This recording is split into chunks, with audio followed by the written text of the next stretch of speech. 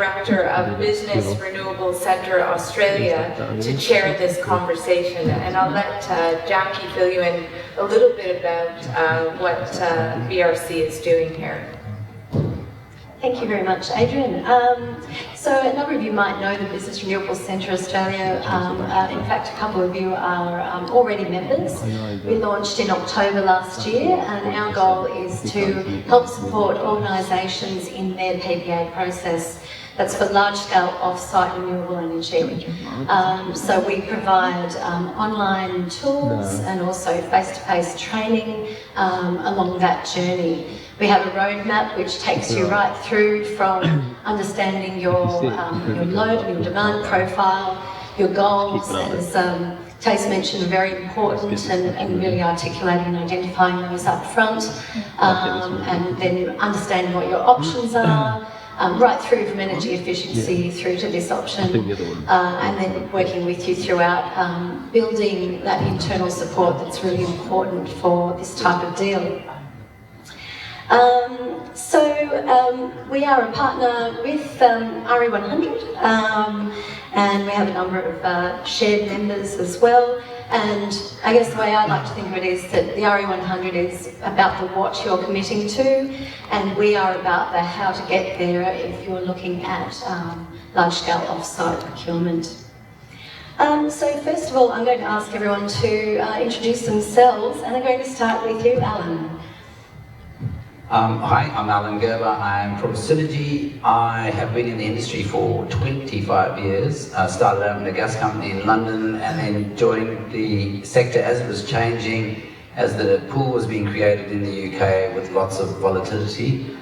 Joined Synergy when we moved over here, and for about 3 years ago, I was creating our new energy division. So I was asked to be that chief mischief maker in Synergy.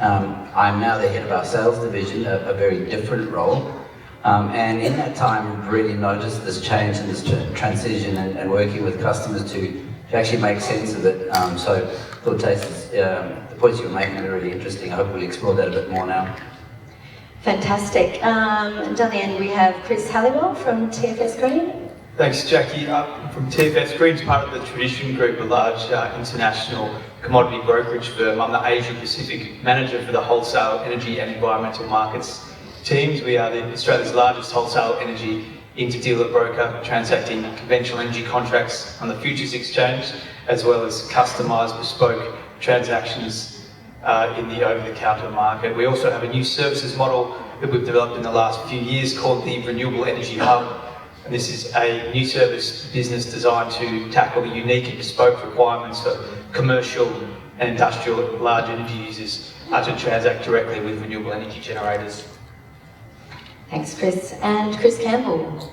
Hi everyone. I know a fair few people here, lots of familiar faces, but for those who don't know me, I'm the General Manager WA for Alinta, and also the General Manager for their trading and portfolio management, which means I'm responsible for Alinta's energy portfolio here in WA and its energy supply and the strategy therein. Probably worth just spending a couple of minutes on talking about Alinta's renewable ambitions. Probably around 2 years ago, we set ourselves a target of 1,000 megawatts of renewables integrated into our portfolio across Australia.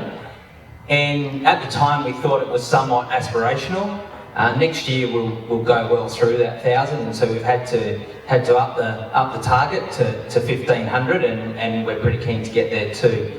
In WA, what that's meant is that a year ago even, we only had 89 megawatts of renewables in our portfolio in what is, we're the largest private generator in WA, and we felt that we were a little underdone.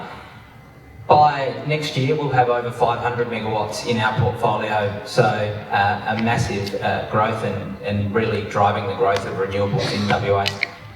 Fantastic, thanks very much. Sounds like a lot of growth happening. And Tace, of course, who needs no introduction. Okay, so just on with questions. First question to you, Alan. I guess, in your view, what are the main energy concerns or challenges for energy-intensive organisations, and what role are renewables playing in addressing these here in WA? Yeah, thanks. Excuse me. I think Tace actually made a really good point early on, and that is every organisation needs to understand the problem that they're trying to solve. What is important for you as an organisation, and what I've noticed over time is that energy buyers are now starting to take a much longer view in terms of that buying cycle. It's important to note that the WEM, the market over here in WA, is very different to the market over east. We are different in so many ways in WA and proud of it. But understanding the complexities and those differences that come with that market, once you then understand as a customer what it is that you're seeking to do, or an energy user, to Tace's point, there are many, many, many opportunities to meet those energy needs. And I guess that's the key change. A few years ago, it was you go to your energy retailer, you can have any colour as long as it's black. Normally it's a 2-year contract cycle. There's very little negotiation. Well, that's all changed. I think the important point is that, yes, you can satisfy these energy needs in different ways behind the meter. Yes, PPAs are accessible, but there are other ways to actually meet your energy needs. It is about making really sure that you understand what it is that you're seeking to achieve in the short, medium, and long term. That's key. And we'll come back in a few minutes to a question to Chris Campbell about the differences between the two networks, because they're significant. If you've got operations in each, then it's something that you need to consider. So the next question is to Chris Halliwell. So far there've been around 35 large-scale off-site renewable energy corporate PPAs in the NEM, and a couple obviously also in WA. And we've got around, I guess, 220 member organisations, all of whom are very interested in this space. It's a very active space.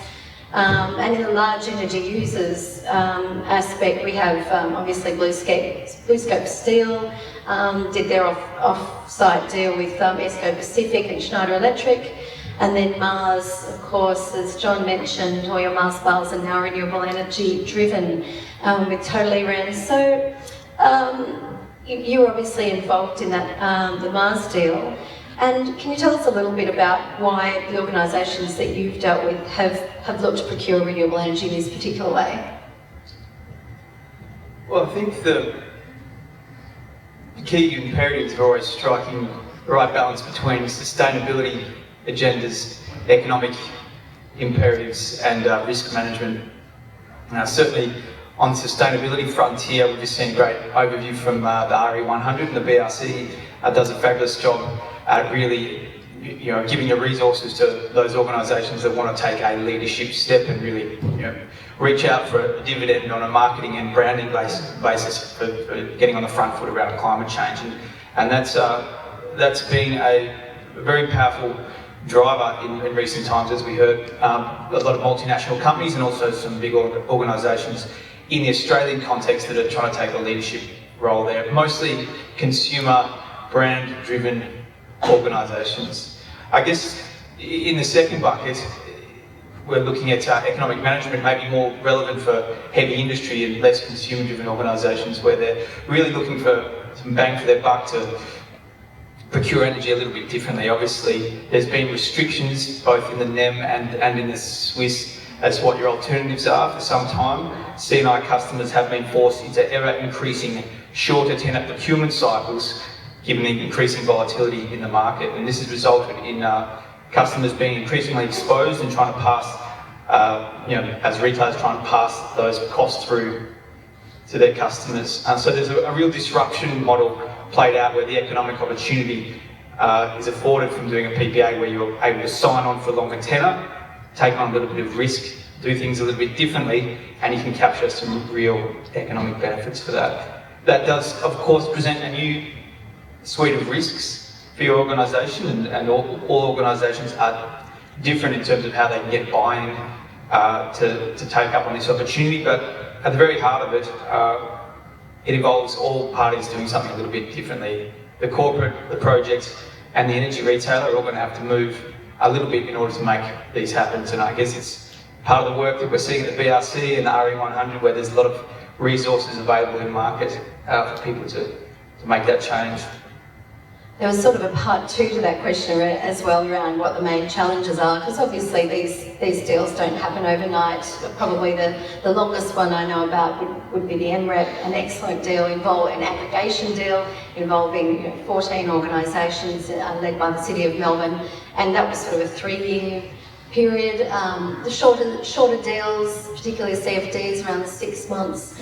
So I guess you mentioned the tenor being a particular challenge. Whether you're looking at sort of that 7-year end, like the Blue Scope deal, or the sort of 20-year end of things, like the Mars deal. What are some of the other challenges that people have to face and risks?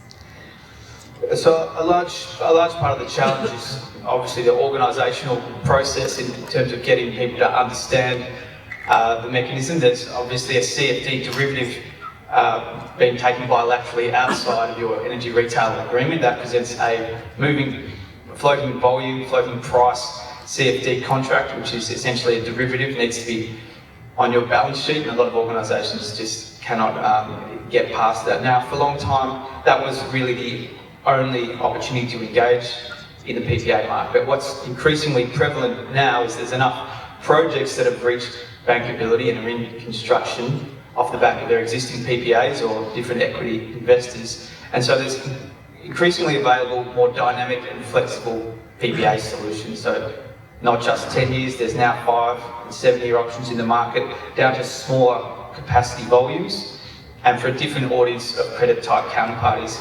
And so this really does open up a greater access to these customers to capture these sort of contracts. Okay, fantastic. Back to the sort of curly question now for you, Chris Campbell, around what sort of considerations should organisations that have operations in the NEM in the Swiss or the Western Australian market be looking to? What sort of challenges do they need to deal with, I suppose, if they're looking to do this? Thanks, Jackie. Yeah, look, there are a number of challenges, and I'll try and answer this with multiple hats on as a generator, a developer, an off-taker, a retailer, and hopefully it all comes together in a sensible way. So firstly, as a generator and developer, we look at developing projects across the country, and certainly some of the challenges we've seen in the NEM scare us a little bit in terms of delays to projects and connection issues and things like that. Whereas here in WA, the Western Power and the government have worked hard for the generator interim access solution to help generators connect in the WEM. And so that certainly made us feel more comfortable with our investments here. We're investing in Yandon, which is the biggest wind farm in WA. And over $400 million investment, so we really needed to know that things were coming in and on time. And with our experience with Badgingarra, we've seen that they've been able to hit timelines, and that's really, really important, particularly for customers. If they're going into PPAs, they really need to understand that they can hit those target dates, because otherwise they can be exposed in markets where there is volatility, like we've seen in the Victorian example for TC. So that's probably one key thing. I think also people need to have a think about, do I have the understanding of the market? Do I have the ability to operate in a market, or am I better served doing it via a retailer or someone else to help me get into those markets? There's certainly significant overhead, but also there's significant complexity with the inherent volatility in energy markets.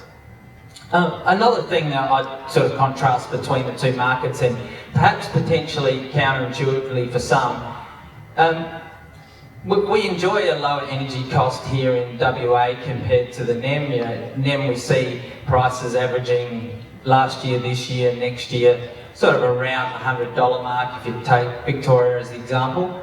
Whereas probably here we see it sort of in a fairly tight band and fairly stable around in that $50 to $60 range.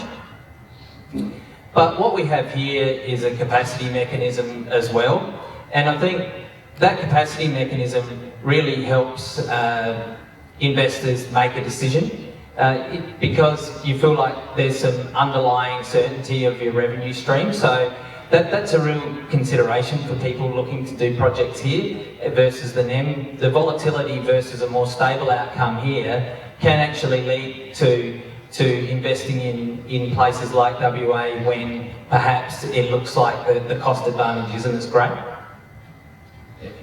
Can I just add to that, because we don't have pricing volatility, to your point, certainly not to the extent that you see it on the East Coast. What we do have, though, if you're out at the end of a long line in Kalgoorlie, there are constraints on the system, and those physical constraints might actually drive you to a different decision. I think that's the point. So it really comes down to understanding your operation, what you need, when you need it critically, and then making sure that you've actually got the means to operate in the market. I think that's a really good point. We're seeing increasingly, for instance, small businesses being sold or encouraged to take up fairly complex energy products without quite understanding that it's not just about the cents per kilowatt hour, which looks attractive. It's actually the total cost of supply. And even in our market, there are differences in the way that retailers actually sell those, and it's important.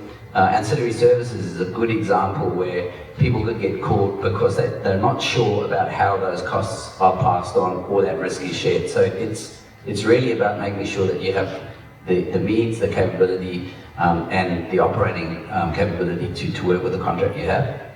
And I suppose to that, understand your organisation's sort of risk appetite and therefore, what you're actually willing to deal with.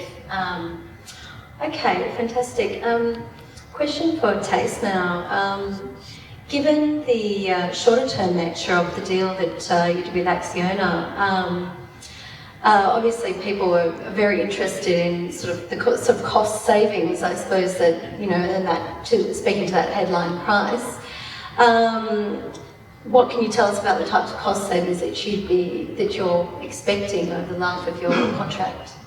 Yeah, I don't want to be too cute about that, of course, but we don't want to provide confidential commercial details. But what I am kind of happy to share, and I'm very happy that what John said earlier on matched very nicely, is that in the options that we evaluated, from which we eventually chose an option, we were looking at, relative to our starting point, because of course that's also important, we were looking at savings between 30% and 50%.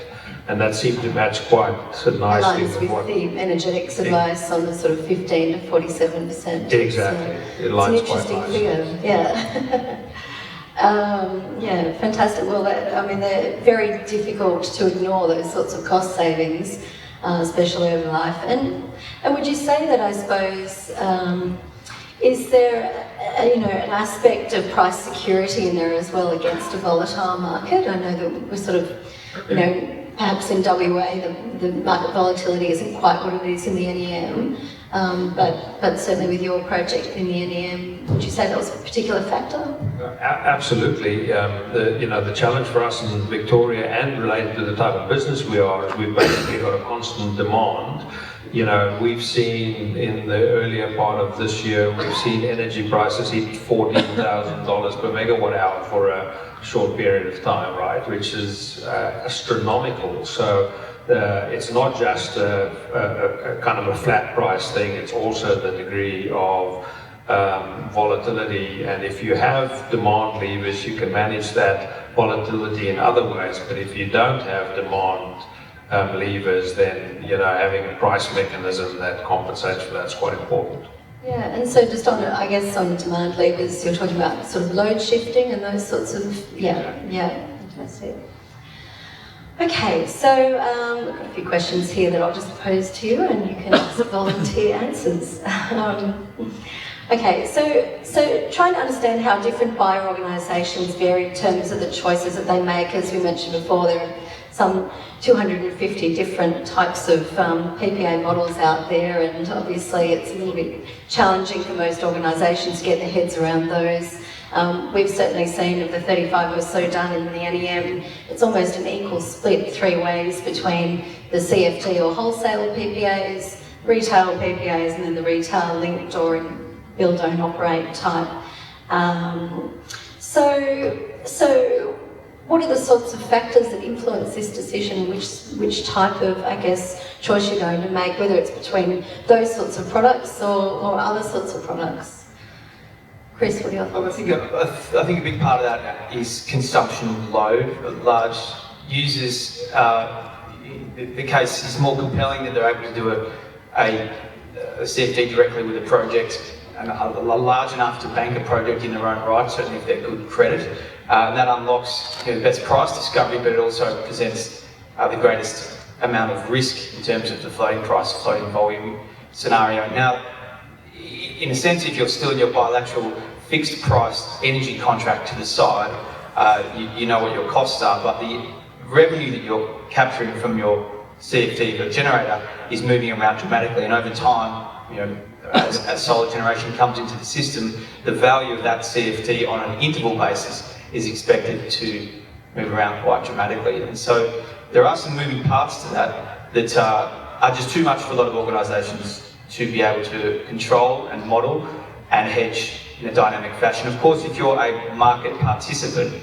that is the large energy users in the NEM that are market accessed in their own right, in the same way an energy retailer is. There's 65 of them in the NEM, and they run on spot, and they'll buy their own wholesale contracts at their own discretion, and they can manage their spot exposed load at their own discretion through demand management in however they like. Now, in that case, they can buy wholesale contracts, they can buy firming contracts from third parties, they can look at on-site physical alternatives to manage that price exposure, and that presents a really great new model for them to manage the dynamic activity that's happening with their variable offtake agreement. But many organisations don't have these sort of resources. There's some smaller retailers in the market that are doing a great job offering these types of products, but it is by no means a broad-based retail contract offering as yet. And so small customers have limited options, but increasingly are opening up, and smaller companies generally want a retail contract. They want a PPA packaged up, but still returned to them as a fixed price peak and off-peak contract. And there's increasing availability for these types of products in the market, and therefore it's ameliorated the concerns around credits, the complexities around doing a transaction, and the issues around having a derivative on your balance sheet, this type of thing. The main one, of course, is that interval basis risk exposure, where if you are running on a spot pass-through model and you have a variable generator, you are exposed to price spikes where your generator is not generating, but your consumption is out of alignment with that. We have a collection of contracts that we've been innovating at Renewable Energy Hub that are various ways in which you can manage this exposure. We have our profiled solar swap contract and an inverse solar swap contract, which is to match against the generic generation profile of a solar farm. We also have coming up to be launched in the next month a super peak shoulder period contract, which is a swap contract available just for the shoulder periods of the day, so you can hedge that period where the spot is most volatile, when the sun goes down and demand price spikes come into play. So now new alternatives beyond having to just buy flat baseload contracts for 24-hour periods that can be plugged in a more modular fashion to work alongside de-risking what is otherwise your variable PPA purchase. There's certainly some really interesting, what they call green firming options coming out, and some of those there. And I guess another aspect of firming is around battery storage, and I guess it's certainly one solution. Chris Campbell, I was going to ask you particularly, although anyone else joined the conversation, how important is battery storage in providing firming for large organisations? I know there are other sorts of options that you are looking at. Yeah, as Chris stepped through them, there's a lot of different ways you can firm. There's physical firming through batteries, which are great, pumped hydro, physical plant, thermal plant, diesel, gas-fired. But there's also financial products, so yeah, you can buy caps and shoulder products or weather derivatives and things like that. But I think that the answer is different depending on your situation. So batteries certainly have a very good place in that suite, and we've, I guess, come to the view that that's definitely the case, and we invested at our Newman Power Station in a 30 megawatt battery there to help firm up a supply to our iron ore customers there. It's proven to be probably a lot better than we'd imagined when we first made the investment decision. It's certainly improved the quality of power supply through frequency control, voltage control, synthetic inertia, but it's also helped manage load swings and really just stabilise the whole system, so that now we can look at options for integrating renewable into that system. On top of that, it's made the whole system more carbon efficient, and we're burning less gas than we were before because it's providing spinning reserve too. So I think as you look at these options, it's definitely well worth, and lesson learned for us is that there's actually a whole raft of benefits that can flow from different types of decisions, and it's definitely worth thinking through all of those benefits as you come to an investment decision. Can I just add to that? Because I was just listening to what you were saying about the various options about firming and the various physical and technical solutions you can bring to it. And ours is an enormously complex market, and each market has its subtleties, which adds complexity. We're now creating an even further complex market as we add these really perhaps mature derivative type hedging products that are common in finance but are new to our sector. My advice is get good advice, get really good advice if you're going to go down a really complex energy decision, because the consequences can be significant, and often the events that are unexpected, which can actually, especially for energy intensive organizations, really cripple you, are significant. And I think, if I draw a parallel with schools or even some of the domestic market, we know that customers are changing the way that they meet their energy needs, and that's driven by commercial decisions, but now often about the social good, the greater good. There have been door knockers promising the earth to that part of the market for a long time, and they have been snake oil salesmen, to be honest. So I think that's the challenge for our for our industries, to make sure that you get really, really good advice, because I think, to Tase's point, be certain about what your organisation does and the risk you're comfortable to take on, because you can get caught, I guess.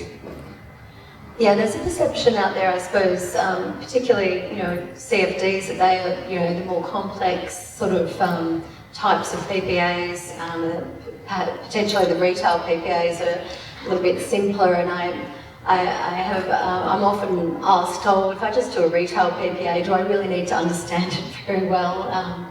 And unfortunately, absolutely, and then they're actually not that simple. And understanding the risks and understanding, I guess, your demand profile, to that question back on firming, I guess is the best. Is you have very well aligned sort of profile if you're looking to do that type of deal. Yeah.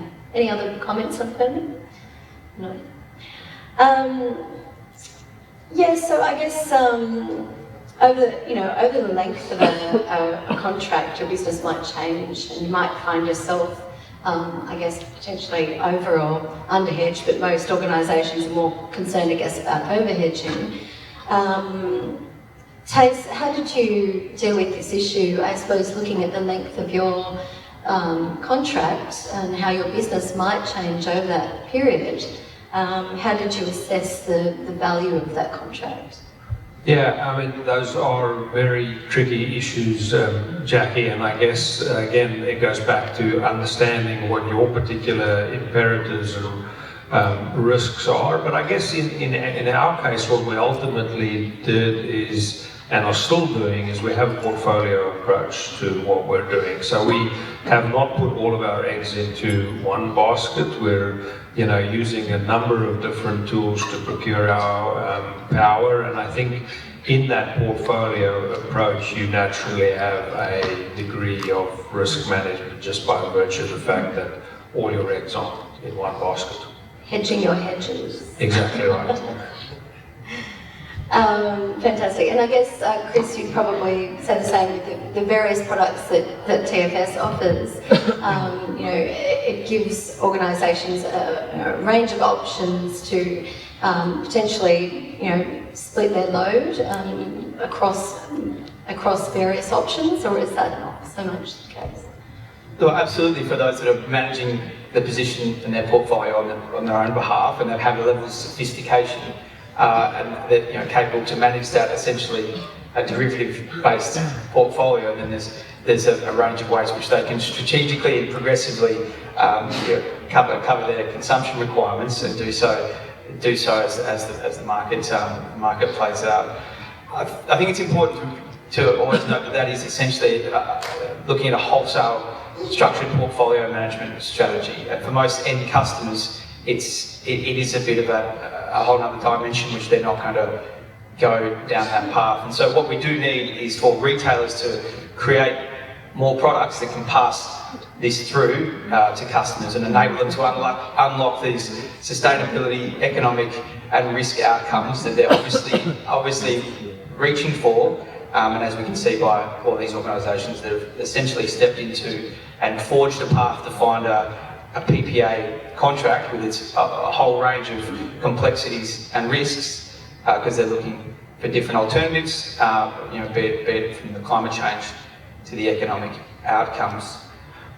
I think that this is happening. We are seeing this more and more so, and in the WEM it is somewhat different because of the capacity market. It is very difficult if you're a large user in Kalgoorlie to do a retail sleeved PPA contract with a project down near Perth, because the loss factors are so great that by the time you package that up for a retailer and they price the differential between your PPA price and your consumption price minus the loss factors, by the time it gets there, it ends up being a less than attractive economic outcome. And so customers don't have that same sort of incentive there.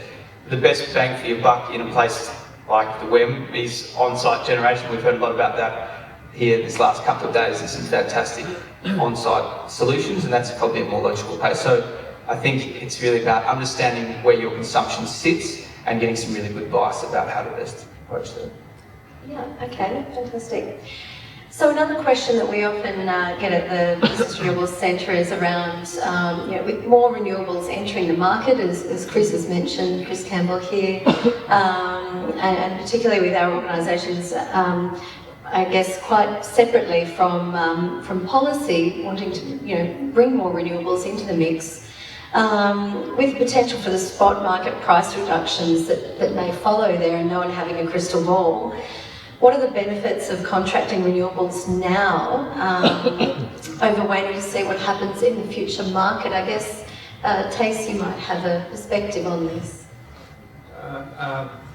Yeah, Jackie, I guess for us the issue was the challenge was now, right? So we had to do something because we had a kind of an imperative to do something, and we had to move. And yes, you can wait, but for us waiting was kind of not an option because we had a very real current dilemma that we needed to try and solve. So for us it was an easy decision, I think. Can I add to that? Because I think yours was a different problem that you're trying to solve. It wasn't so much about renewables or sustainability, it was more about price volatility. It just so happened that when, Tace, correct me if I'm wrong, you looked at the market, that was a very good way, economically, a better outcome for them. One of the things that I've noticed, even over the last 6 to 8 months in the WEM, is sentiment changing around how projects are assessed from a customer perspective. There seems to be more of a focus now from boards boards and executives around the need to actually make changes. So that's that longer term perspective that companies are now starting to take. So whilst the economics of projects are really, really important, there are other considerations which come to bear quite differently to what they were even a year ago. So there's definitely a change in sentiment.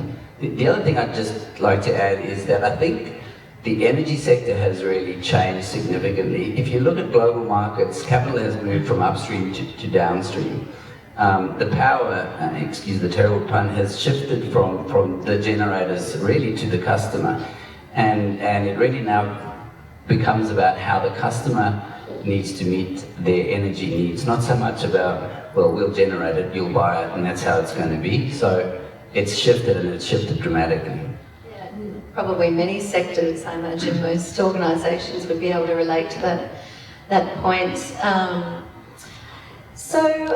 I guess we've come to the end of most of our questions session, and I think we're just about to move on to questions from the audience. Thank you all very much for answering those questions. And do we have anything from the audience?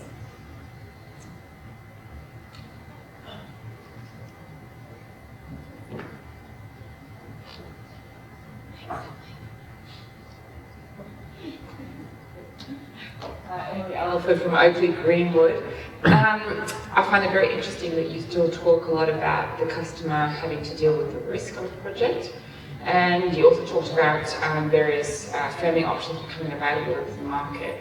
And I would argue that the market's even moved on from the corporate PPA models we've seen before, where the customer no longer has to take any risk at all on the project, and there are firming options available now where effectively the customer can just lock away firm volume, firm price as part of their ESA, rather than having to actually try and make the solar or wind farm profile fit within their load profile. I'd be interested to hear what the panel on that. I'll jump in, Emily.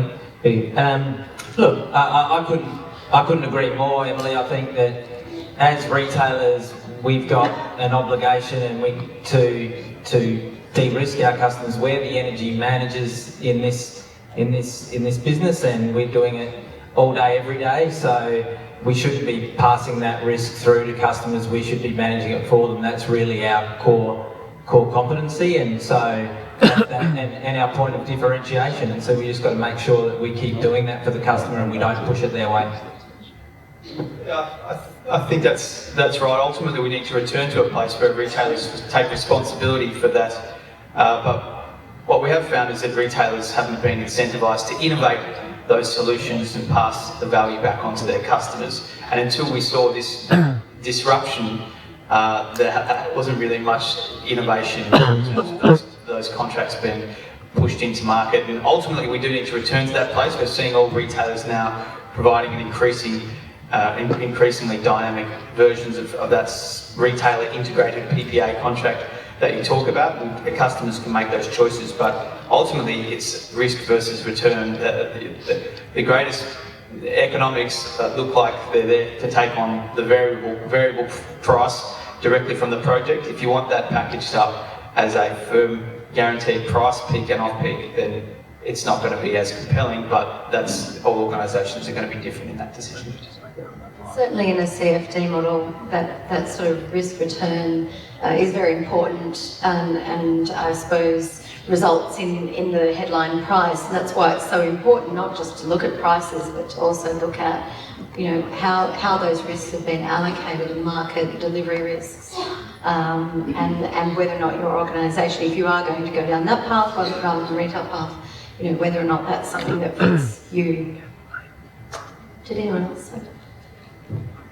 Yeah, just perhaps to add to that, I guess the electricity in particular, it works on an instantaneous supply and demand basis. So yes, if we work together with the customer, we know exactly what their load profile looks like, and we can price accordingly and go through a contract. If the load changes then or disappears entirely, there is, I think, a discussion to be had. So we offer bundled contracts into the market where we take on all the volume risk. For instance, our unbundled contracts, inherently that comes with a fixed price for energy, and then there's a discussion around load shapes and floors, etc. So I keep coming back to what is it that the customer's wanting to achieve, and how much risk are they wanting to take on, and then yes, ultimately we have the portfolio of energy and we can then work through what that looks like. So, Tasty, do you have any comments on that particular point around risk? No, I think I agree with everything that's been said so far, Jackie. Yeah. Sounds good. Any other questions?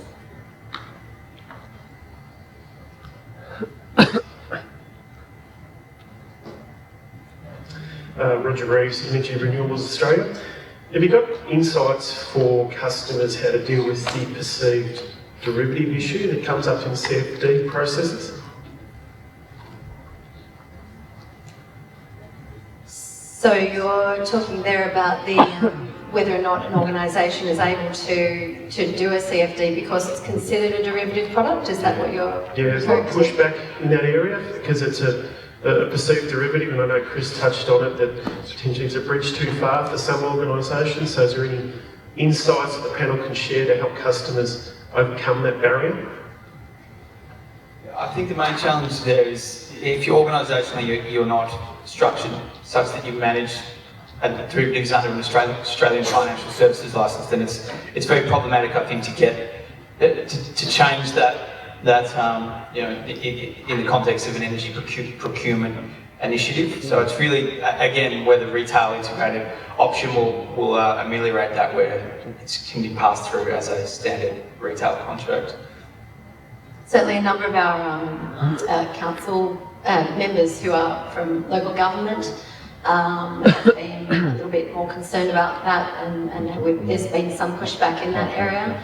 They're probably not the only group, and we really recommend, as you mentioned before, Alan, about seeking your own advice on that, because it's a legal issue whether or not that CFD is considered a derivative that you cannot participate in. I just wondered if the panel could comment, just to wrap up, on what other sectors outside of mining you see the highest potential for corporate PPAs in Australia. one of the panelists was going to be actually from the agricultural sector, a very large hydroponic operation, legal hydroponic operation in the east. So I think it becomes any energy intensive industry that knows kind of what their exposure is can take any of these products, right? It's not just about PPAs. If you're trying as perhaps a smaller player in the mining sector, trying to satisfy a renewable obligation or some concerns around that, or you can buy and retire LGCs. There are many different ways to operate and meet those energy needs. But yeah, so one of our panelists who was not able to be here was from the growing sector. So I think it's anything really. Yeah, I guess my example is a manufacturing one, and I think if you're an energy-intensive manufacturer, you're going to be looking for solutions. And in the worst cases, people are moving their manufacturing operations to environments where they're not seeing that sort of risk. So, I mean, that's kind of tragic, but I think there are lots of opportunities in manufacturing as well. We've got lots of energy in the West, Chris. I think you guys can come over here. Yeah. Definitely. Talk to me tomorrow. Just need a big table. Yeah, I mean, in the Business Renewables Centre, we've got organisations from just about every sector interested. That's, I guess, on the interest and the demand potential side. And in the those who've executed, obviously, manufacturing and packaging, we've got, Aurora leading the way in that particular sector. Telstra, Mars, who we've mentioned before, Carlton United Breweries, government, state government agencies, City Metro Northwest, lots and lots of different. We've got recently City Opera House just recently announced their PPA, and the smallest one that I've come across so far, which is Ashcombe School, which was about 1.5 gigawatt hours per annum. So there really is a big sort of broad spectrum level of interest potential. Thank you very much. Please join me in thanking this panel.